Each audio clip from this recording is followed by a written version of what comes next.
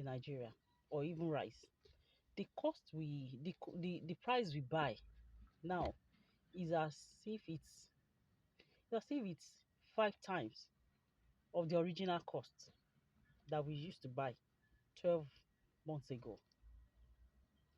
Everything seems spiked up. Everything is so expensive. A 50 kg bag of rice used to be like 24,000 naira. Now it's 100k, 90k. It depends, 78k. It depends on the type you are buying. It depends on the location you are buying it from. Gari is something else. Gari used to be like 400 naira. Now Gari is 4,500. So that's almost 10 times of the original price, of the initial price we used to purchase it like months ago, like 12 months ago, like a year ago. I'm using like 12 months as the example. Things are expensive now, but real estate is an edge. It's an edge against inflation. What does that mean? Due to inflation, things are expensive. The value of money has dropped significantly, whether we accept it or not.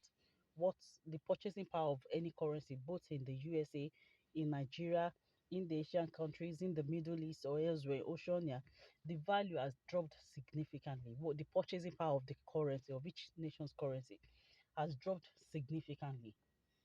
You know, so the money is losing value. That currency is losing value. It's losing value. But real estate, it will be there. It doesn't really it doesn't really depreciate as such. Yes, you need to do some maintenance in some cases, but it doesn't lose that major value. You can refinance it, you can do anything you want to do, but it's a major asset that stands the test of time. It will stand the test of time. It doesn't just it doesn't lose value. It doesn't. Real estate doesn't lose value. Rather, it appreciates. Especially the land on it appreciates. The asset itself, the building itself might depreciate, in which you have to do renovation, but the land on it will keep appreciating.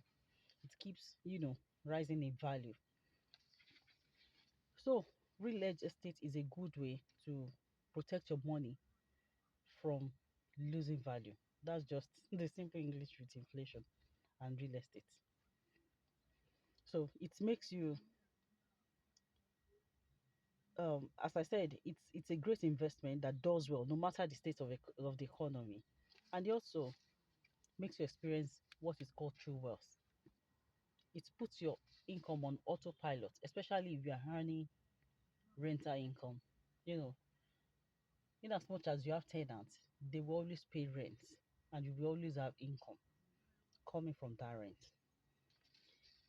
Real estate is always in demand because it provides solution to one of the three most basic fundamental human needs, which are the need for food, the need for clothing, and then the third one, which real estate satisfies, is the need for shelter. That's accommodation. So, in as much as there are people at any geographical location, there will always be a need for shelter, for real estate, for accommodation. I'm sorry, the weather is so everybody needs a place to lay their heads. Everybody needs a place to rest. After you've eaten, after you're clothed, the next thing is to rest, to have your rest, to rest from the day's work, to sleep, to change, to relax at a place. So everybody needs accommodation. So real estate is a hard asset. It's a tangible asset. It can be seen, it can be touched, it can be felt, it can be valued, and it will always be valuable in as much as there are people on this planet Earth, and there are people in that location,